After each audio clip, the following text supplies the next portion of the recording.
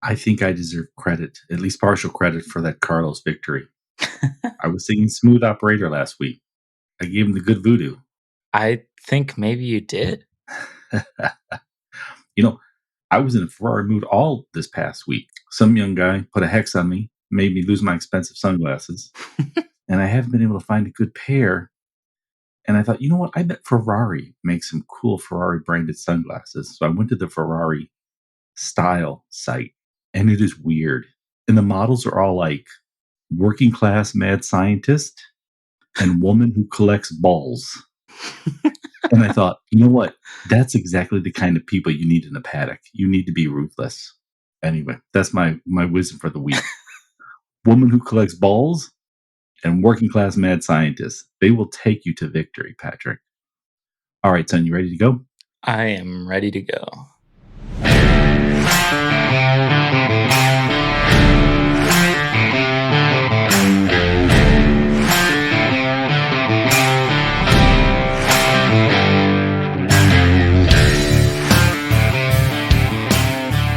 Hello, welcome to Hard Compound American Take on Formula One. We've just finished watching Singapore Grand Prix. Night race, road race. It was very exciting and a very surprising, maybe shocking, very eventful weekend in Singapore. Patrick, son, can I get your take on the Singapore Grand Prix 2023? Yeah, I mean, Forza F1, Forza Ferrari. This was a fun weekend. Excitement all around. We have just an awesome experience and night race and, you know, new this season winners in F1. We finally get something different than, the last 10 races, I guess, for Max. And the record has now been set and it's over with for Red Bull and Max. The streak is over. You are correct. The streak is over. Max made it only to P5 after all those wins. Although I've got to say, given the car's setup, how poor performed all weekend, virtual safety cars, probably not the best strategy. P5 was probably, I know Max and Christian Horner, the head of Red Bull, don't believe in moral victories, but that was a pretty close one. But the big news, Ferrari wins, Carlos wins. It was a great race. He was, as everyone now, all the pundits are talking about how he was using the DRS. You might want to explain how that works to sort of allow Lando to stay close enough so Lando could use the DRS, so Lando could keep ahead of Lewis and George to sort of keep them behind because, Carlos was afraid that, they had better pace at that time, but they weren't going to be able to get around both Lando and then him. And so that was just great to see. Great to see Carlos win. I think that's his second Ferrari win. The streak is over. And that last lap, talk about that last lap, George Russell crashing out. Yeah, I mean, ultimately it was Ferrari's day. They made some bold decisions, I think, in more or less sacrificing one of their drivers, happened to be Charles Leclerc, in order to really keep Sainz ahead. But then it just came down to really smart, technical, and good racing from Carlos Sainz in order to stay ahead.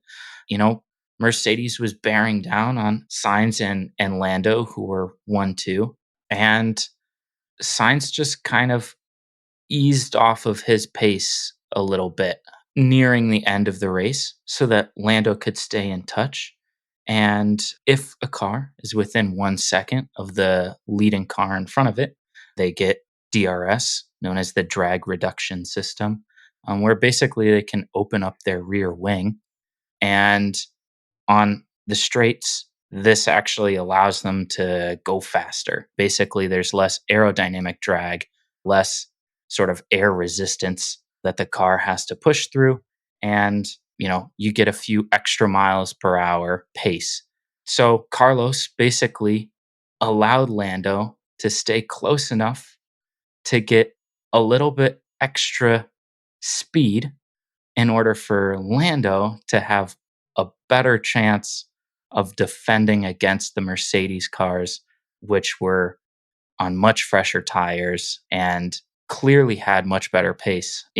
Carlos needed a little bit of help from Lando. Lando did a great job defending himself. And ultimately, I think we saw this sort of disparity in experience and clutchness between George Russell and Lewis Hamilton on that last lap, where Russell, just went straight off in a corner trying to, take on Lando, get higher up on that podium, but he threw away the third place in the bag that he had. And, Hamilton was able to cruise home to that podium. Let me come back to that. I'm in a hotel in Madison, Wisconsin right now. I was traveling today, so I couldn't watch the race the way I normally do. So I couldn't see the race, get all the data, see all the highlights. Could Lewis have won this race if George hadn't crashed out? If George had let Lewis pass? If there was one more lap? Yeah, I mean, Lewis definitely showed pace. He came out of the pits, 6 seconds behind George, I think, with something like 10 laps to go.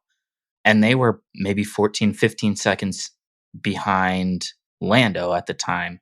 And they cruised right up with 5 laps to go. They were right on Lando, and Lewis was right on George, really pushing him.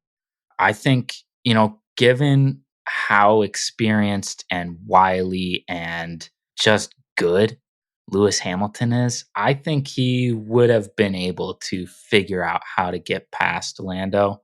But, he was kind of playing the team game a little bit. Obviously, he wants that podium, but it's going to be tough to get around your teammate without, causing a big kerfuffle. So he just took his chances where he could, but there really wasn't space for him to get around Russell at any point. So, he backed off a little bit, and ultimately George ended up making the big fatal mistake, which allowed Lewis to bring home a podium. So I think in my watching of it, I don't believe Lewis was going to win. Carlos was running such a good strategic race. He was making sure Lando was able to hold off Mercedes. I don't believe Lewis was going to win, which is why I was a little upset. A lot of folks were saying, Toto, Mercedes boss, should have, you know, given team orders. George, let Lewis pass. Let Lewis get by you. In my view, you never let the driver get by you, including a teammate, unless there is a victory at hand. I don't believe there was a victory at hand. So essentially, what you would be doing is swapping out George for third so Lewis could get third or maybe second. And that I just don't think you should do. I will say this: George flinched. Lewis was right on top of him. And George was doing everything he could. He wanted to get on that podium, but he knew Lewis was right there. And I think he flinched. And you could tell he was devastated. He knew he screwed up. He'd run such a good race. Final lap, he screws up. But I've got to say, I think that might bode well for 2024. He's going to have Lewis at his back the whole time. He's either going to be chasing Lewis or having Lewis right on his tail. And so, you can't flinch. And so I think he did it now. And I think, though, that's going to bode well, that experience, or else he's just not going to be able to hang. He's just going to have to leave. And I think George is built of better stuff. So I think this will actually be a good lesson for him. Now, I have another issue before I get your top five. I don't know. Charles seems defeated in the other Ferrari. That's been a long season, so many strategic blunders. The car has been, you know, nowhere near as good, at least consistently, as Red Bull. It's probably not as good consistently as Mercedes. I don't know. What do you think about Charles, his mental state right now? Oh, I mean, he was considered a title challenger last year. He put up a really good fight last year. I mean, the fact that he was even remotely close to Perez in the final standings, and I think ended up actually being P2, was pretty remarkable. This season, you know, especially after that break, the summer break, seems like Carlos Sainz has come back more focused and more determined than Leclerc has. He's put together some really solid performances. And right now, it is seeming like he's taking control of sort of the number 1 slot at Ferrari. And, Leclerc, I think, came into Ferrari as sort of the golden boy.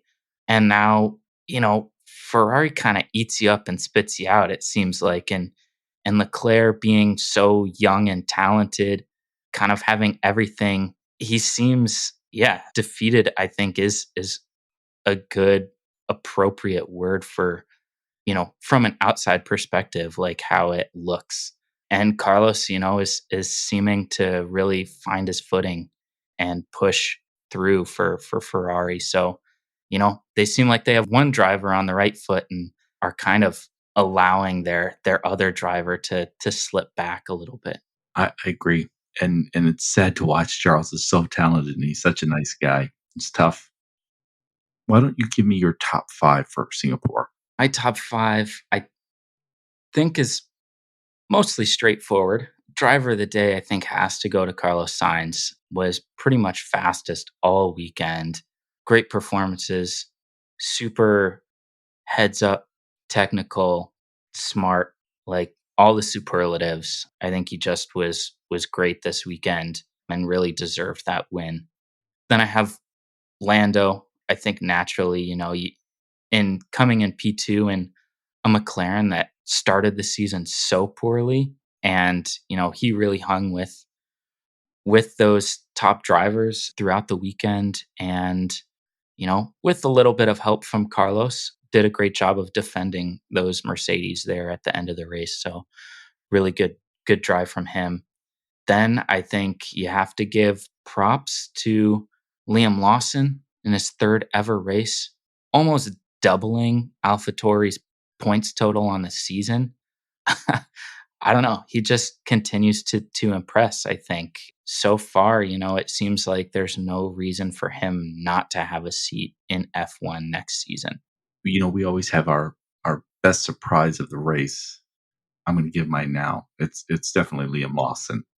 I mean, essentially 3 weeks ago, he had never been in F1, and in 3 weeks, he's been in 3 races. He's done very well in all 3, and including getting points for a woeful AlphaTauri team this race, and a great qualifying as well. I mean, this is one of the legendary starts. I mean, we'll see if he keeps up.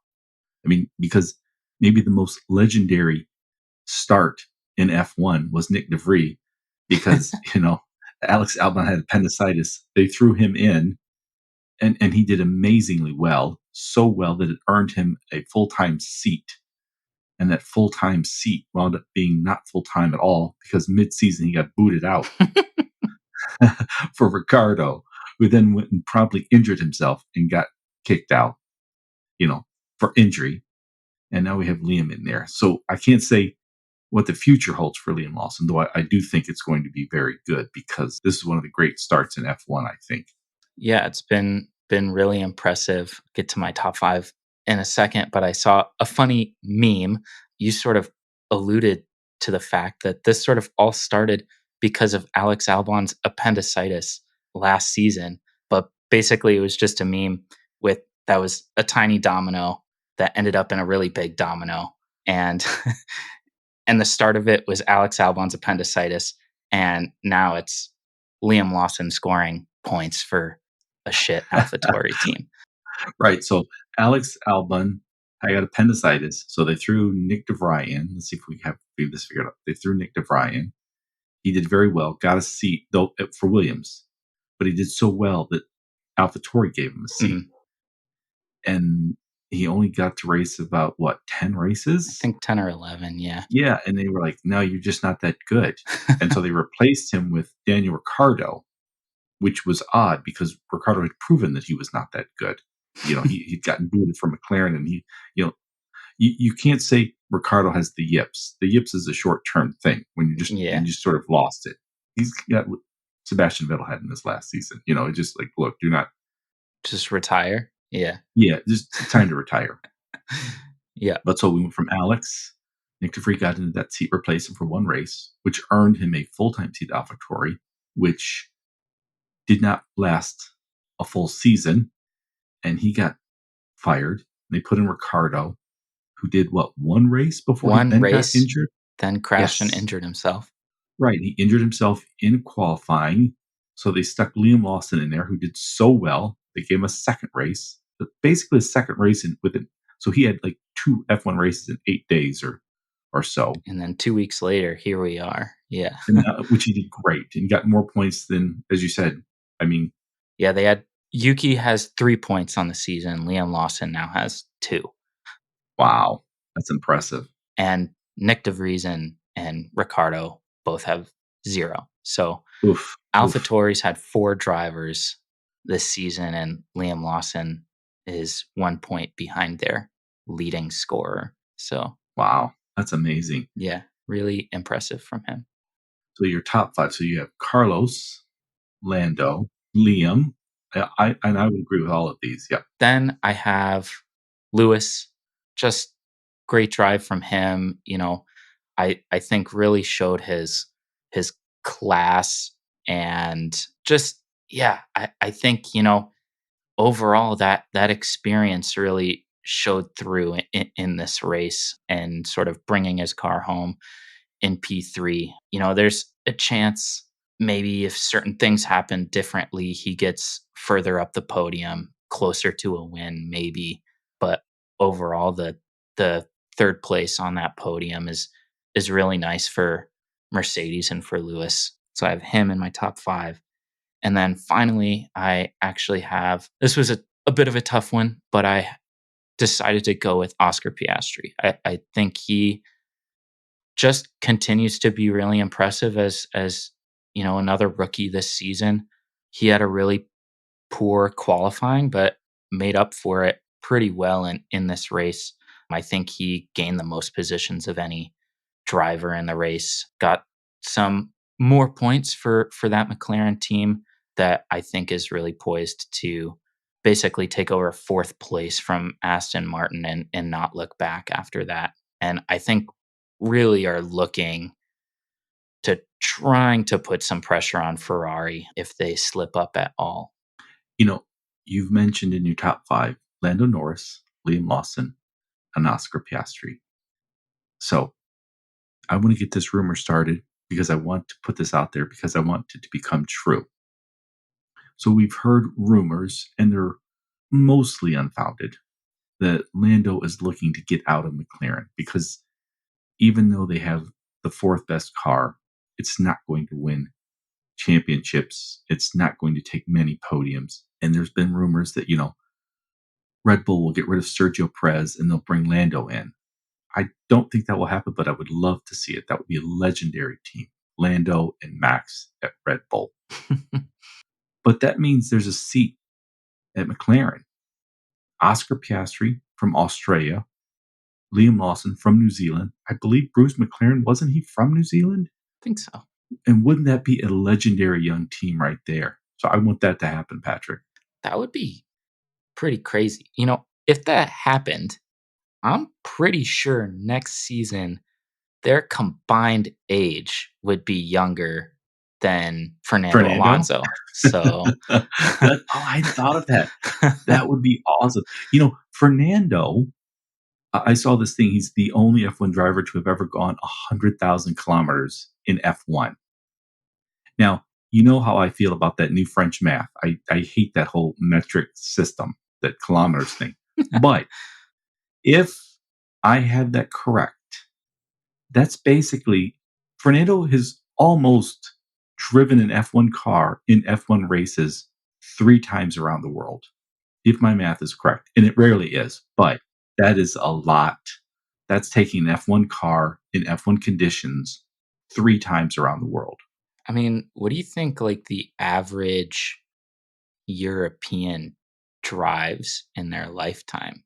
You think it's like 100, maybe 200,000 kilometers? Like, yeah, to race that much in F1 is pretty crazy. Probably not even that much. I mean, if you're born in Barcelona or Monza, Monaco, why even get in a car ever? Just don't even leave. I was born in Barcelona. Why would I leave? The world would come to me. I have everything. Anyway, so what was your best surprise and or biggest disappointment? I think, well, best surprise, we mentioned Liam Lawson. I'll just say I think one of the best surprises can also be taken as a disappointment is the streak ending for Red Bull and Max. That's, I like Max well enough. I have nothing against him or Red Bull, but I think it makes the sport more exciting when there are other people that are vying for that top spot. I mean, at one point, it looked like 5, 6 guys could win the race. That's pretty exciting. It came down to the last lap to decide what the podium was. I think we heard at one point the top 4 was separated by like 1.4 seconds or something like that. It was really exciting. Came down to the wire. I think everybody, stayed on the edge of their seat for that whole race. So I think ultimately that sort of ended up being one of the biggest or best surprises for me. Yeah, we want every race contested. We want there to be as many overtakes. We want there to be as much competition, as many surprises as possible. We don't want any repeat winners. I mean, there's a couple fan bases for a couple drivers that I think only want their driver to ever win and easily, but that's no fun. So I love today's race. However, if we return to Max and Red Bull winning everything, I guess the disappointment would be that it would be historic had they won everything. I mean, talk about setting the bar impossibly high, winning every race. So we missed out on that bit of history, but we get a lot more fun without it. Now, virtual podium. Who do you have up on the virtual podium this week, Patrick? Well, one, I guess I'll say I saw, some more talk and more sort of concrete discussions about an Andretti plus Cadillac entrance into Formula One. And I think that would be so cool and super exciting. So I guess on my podium, my virtual podium, is the hope that at some point we get to see an Andretti Cadillac F1 team. That would be great. The Andretti name, the Cadillac brand. Ford is going to be part of the Red Bull power unit. They will supply some technical support knowledge, but they won't be the lead there.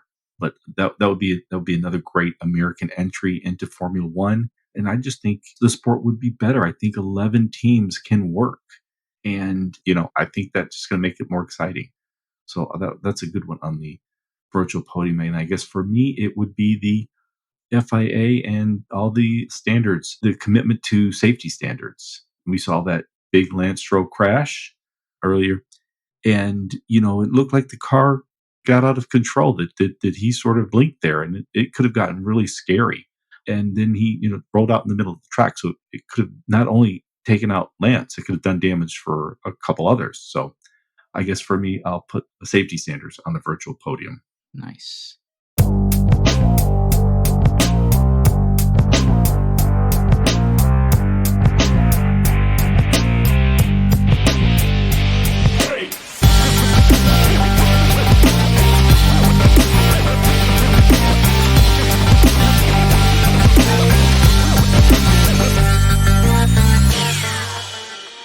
All right, switching to the soft compound. I want to ask you that Aston Martin, it's so bad. I mean, we've been talking about this for the last few podcasts that it started out fast, but we sort of knew based on the team, their resources, that they were not going to be able to sustain that pace and manage the upgrades. And we had talked about, when Lewis would take over third, jumping over Alonso in the driver standings, and how far Aston might fall in the constructor standings. But man, it took a while, but now we can see it really falling out. The Alonso Black Magic can only hold so long. There's just not much he can do with that car. It's really the fifth best car. And if Alpine, I mean, if there wasn't sort of so much sort of French self hatred, that car should be the fifth. This is a bad car. What do you think of what's going on at Aston? Yeah, they just are seemingly being outdeveloped by the rest of the field, just not putting as many resources into developing that car, or I'm not sure exactly what it is, but they've come back in the last couple of races, and Alonso is look like it's, all he can do to keep it competitive for points. And if they screw something up as badly as they did is a final pit stop, then it's unlikely that he ends up getting a good haul of points. And realistically, at this point, he's their only shot at points. Lance Stroll just is not good enough to compete with the Alpines and the McLarens or whoever is taking up those final points paying positions. It's tough. I think, Alonso has done enough probably in the first part of this season to keep Aston ahead of Alpine by the end of the season, but that's tenuous. It's clearly not going well for Aston. I don't really know what the hell's going on at Alpine. They're just bad. Yeah, I think they just don't know how. I mean, it's the Renault brand, the Renault team. I just think maybe it's the whole turbo hybrid engine, just sort of a decade in, still has them flummoxed. I'm just not sure. Maybe they should not be a true constructor. I mean, Red Bull, I think, could no longer take it a few years ago and said, "All right, we're done with you." Yeah. I mean, it's almost sort of spurred Red Bull to become a constructor on their own. You were talking about Lewis. The past couple weeks, when Red Bull and Max were dominating, Lewis and Toto both were just out there saying a lot of disparaging things, even diminishing the records. Oh, well, we don't care. 10 in a row. What does that mean to us? We don't care about records. We don't care about consecutive wins. Lewis's teammates, which was Bottas for the past 5 years, were better than all of Max's. These were all ridiculous because all of us, even the biggest Lewis Hamilton and Mercedes fans, knew it was not true. We knew they cared. We knew it gnawed at them. We know Bottas isn't better than all of Max's teammates, former teammates. But I didn't have a problem with it because I thought, good, get mean, get nasty, say nasty things, attack them from the front, from behind, attack them in the media, attack them in the garages, whatever it takes to motivate you to win, to get back in front. I mean, one of the greatest sports stories in history was when Hulk Hogan went bad. I want Toto to go bad. I want Lewis to go bad. I don't want the preachiness. I don't want veganism. I want you to turn bad like Hulk Hogan did. But then they went and took it all back. They were like, no, no, we misspoke. We were too harsh. That matters. We care. We shouldn't have said that. And I was just like, oh man, I wanted you guys to go bad. So I was disappointed. Just my little bit of rant there, Patrick. That is disappointing. You kind of want, I don't know, you always say like compare, Max to Michael Jordan. I kind of want him to be like the Pistons, the bad boys, The Detroit Isaiah Pistons NBA, yeah. Thomas, Just beat them up, be just mean. be angry and mean and don't give them an inch. Yeah, I would like to see that, but it's a different era, I guess. And that is not what we're allowed to have these days. Yeah, we're all supposed to talk nice, which is boring. You know, you mentioned Max and my comparison. I compare Max Verstappen to Michael Jordan. I think, he's just so talented, so competitive. He's going to win everything, and he's going to remake the sport similar to how Michael Jordan did with NBA. But I want to compare Lewis Hamilton to Tom Brady, the great 7-time Super Bowl winning quarterback in the American NFL. Because, you know, I was of the opinion that Lewis probably would not continue racing into 2025. He's in his late 30s. He spends most of his free time talking about various social causes. The Mercedes car hasn't been great. It's been the second best car, but that's a distant second. And we don't know how good it's going to be next year. But then I started thinking, Lewis is still great. He's still driven, but also just the life is better. I'm a Detroit Red Wings fan. I know about Gordie Howe. He had the record. I mean, he played into his 50s, but that was in an era when, you didn't have nutritionists. and physical therapists. You didn't have all the equipment. You didn't have private jets and ice baths. Life was hard. It was hard being in sports. It destroyed you. Now, if you're a top level athlete, sports is better. you know, it's better to stay in the sport as long as possible. You get better nutrition, better physical therapy, better tools, better equipment, a better lifestyle. So I think, what do you think? I think Lewis is going to be like Tom Brady. I think he's going to continue racing into his 40s. Yeah, I've been sort of surprised at how easily he is taking losing. And, I guess that comes back to our previous conversation about, backtracking on their nasty statements or whatever. You know, when he was winning everything, he was mean and fighting tooth and nail and not giving an inch to anybody. And now, he's not winning, he's not in the best car, and he's just seems almost okay with it. And I don't know exactly his mindset, but he seems, like, you know what? It's okay for me to not win everything and continue just to drive at Mercedes and not, have really all this pressure on me or anything. And he seems fine with that. So I kind of agree with you. I think there's a real likelihood that he just keeps racing for the next several years, which a few years ago I did not foresee because I would think he'd rather leave the sport than not be the best. Now, I have to disagree a bit here because I think the same Lewis who wanted to win everything, just like Max wants to win everything, I think that's still there. Not as at its maximum, the way it was a few years ago, the way when he was battling Rosberg, you know. Life was easy when he had the best car and Bottas was his teammate. He knew the wins were there. There wasn't much, and I think he's still in that mode. And I think he knows, well, I don't have that car. And so I'll just be chill. I'll be nice. But I think if Mercedes has the car next year to fight, I think we're going to see the old Lewis return. I also think we're going to see the old Mercedes return where it was nasty, where it was him and Rosberg. And so yeah, Mercedes was going to win, but who was going to win? Was it going to be Nico? Was it going to be Lewis?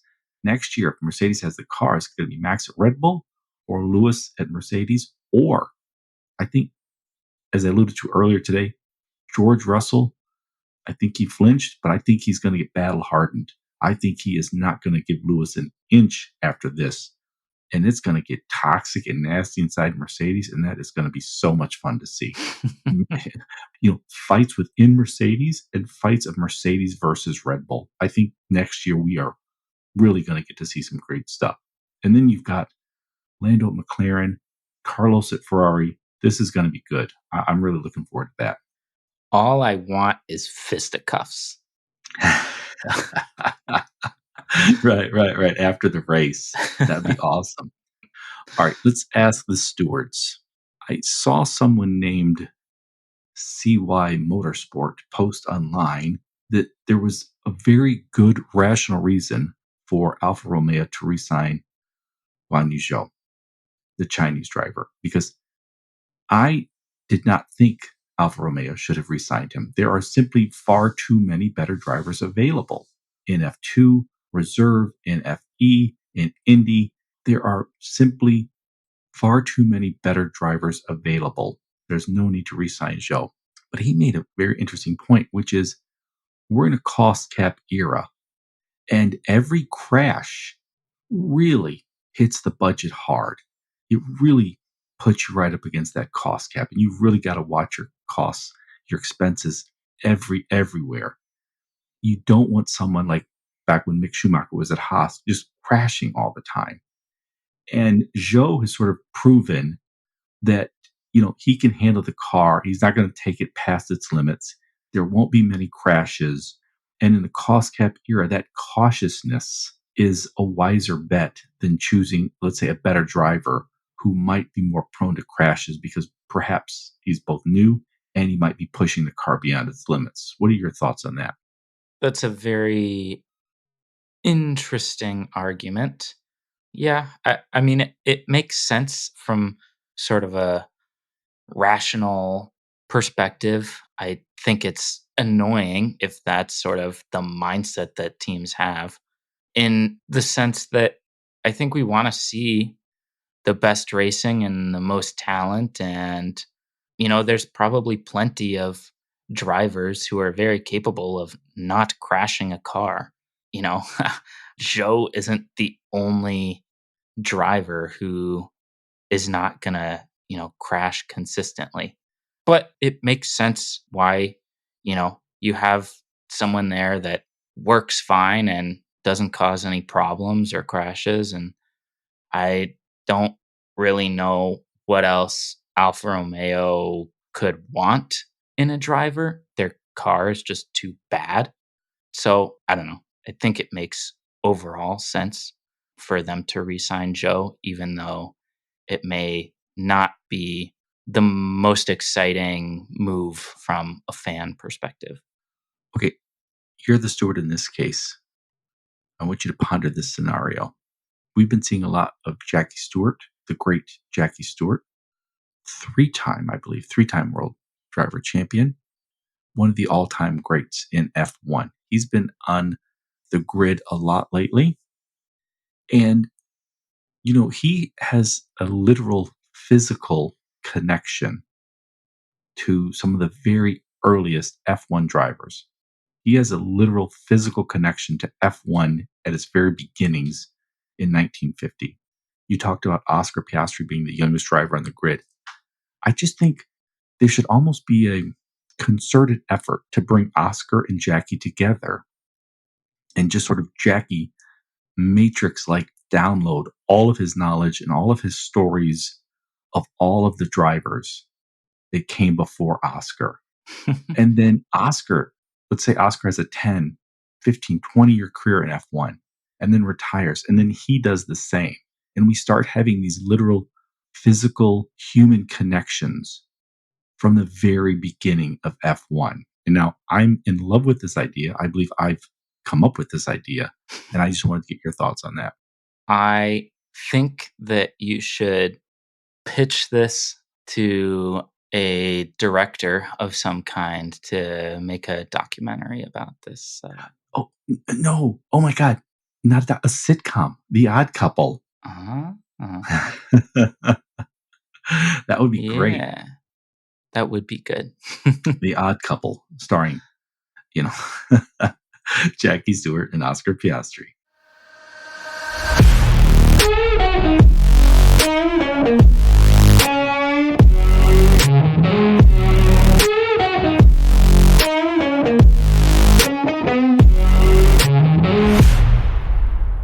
Across the line, that's the segment where we predict next week's race winners. We choose the top five, who we think is going to be in the top five. We get 1 point if we're correct, 3 points if we choose the driver in the exact spot they finish in. Once one of us chooses driver, he is off the board. I know I make this needlessly confusing every week, but look, if you just visualize it, write it down yourself at home, you'll figure this out. We're going to choose our top five for next race, which is in Japan. And if we're right, we get 1 point. If we get them in the exact spot, we get 3 points. Patrick, help me out of here. What are the current standings for across the line? After this week in Singapore, you are on 53 points to my 49. Ooh, so it's still close because there's like, I don't know, 7 races left. I'm not sure. About 7 races Something left, I like think. that. We're coming up, closing in on Okay. the last stretch in F1. So this Nice, season, nice. Okay, who goes first? Who picks first this week? you have first pick for Japan. Ooh, well, then this is going to be easy because I believe last year Max won. I believe, despite all the nice things he said this week about Lando and Lewis and Liam and his team, that he is enraged and he is going to set a blistering pace and he is going to win in Japan next week. That is not a bad pick. I am gonna take Lewis Hamilton getting back on the podium. Awesome. And in second, In second, I will take George Russell. wow, Mercedes 1, 2. I'm going to do something similar because I think Christian Horner and Max are like two peas in a pod.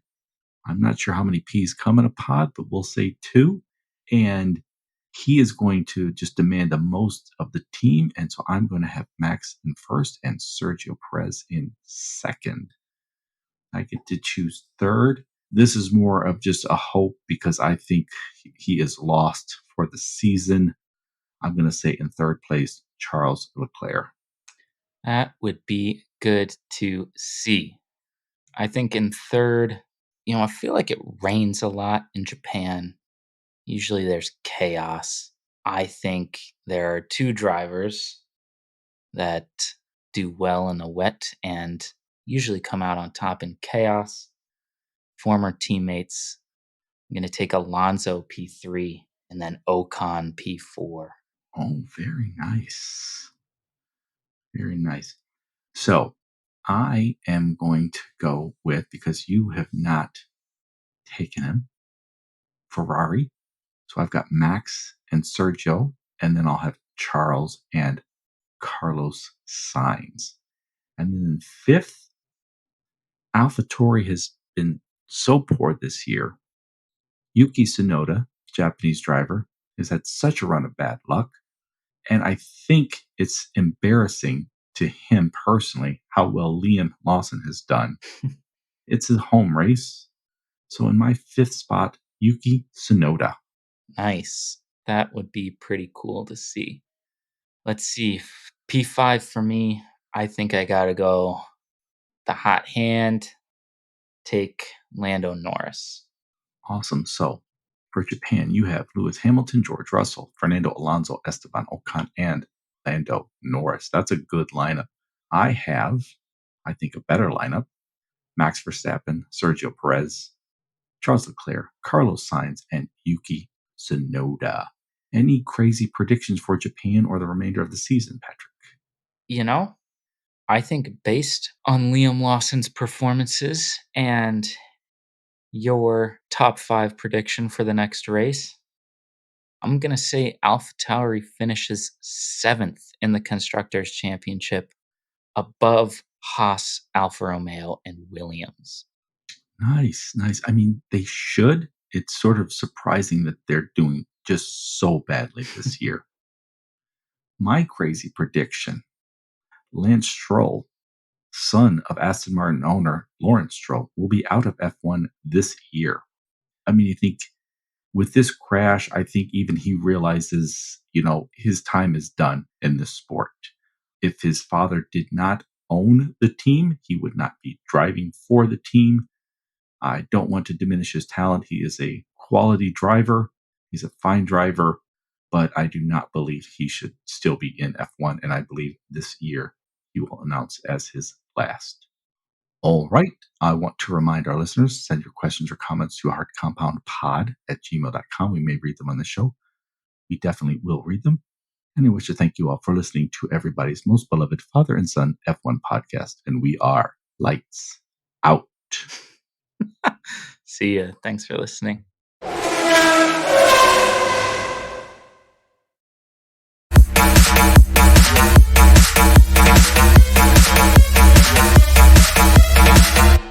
Nice show, son. Tough to do from a hotel room, but I thought it was pretty good. I told you earlier how much I dislike that new French measuring system that uses the kilometers and so forth. Another thing is, I don't like how the Europeans seem to be so bad at geography. There was talk that Monza might soon be the only Italian race, and all the European fans were up in arms saying, "Well, there's three races in America. We should have at least two in Italy." And I'm thinking, have you ever looked at a map, people? Just the state of Texas or the state of California is probably more populous than most every single F1 race out there, than the Netherlands, than Italy, than Belgium, Australia, Canada. Texas population is about 30 million. California is about 40 million. Combine Texas and California, and pretty much every nation represented in F1 has a smaller population. Yeah, I America I don't is know. big. It's big.